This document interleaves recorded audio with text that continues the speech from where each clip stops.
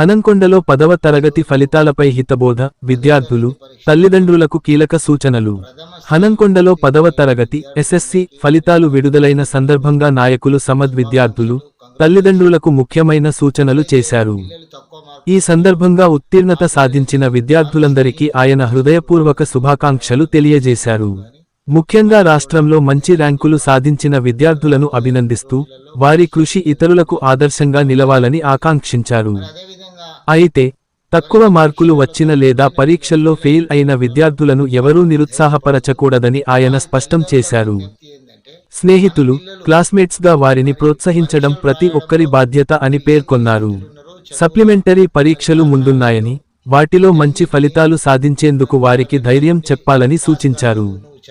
తల్లిదండ్రులను ఉద్దేశించి మాట్లాడుతూ, పిల్లలపై ఒత్తిడి చేయకుండా ప్రేమతో, భరోసాతో ముందుకు నడిపించాలని కోరారు.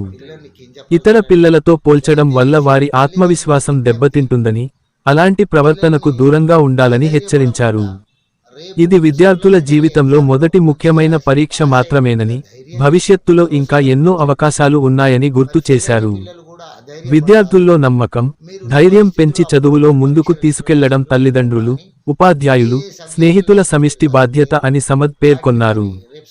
కష్టపడి చదివితే ప్రతి ఒక్కరూ విజయాన్ని సాధించగలరని, పట్టుదలతో ముందుకు సాగాలని ఆయన కోరారు.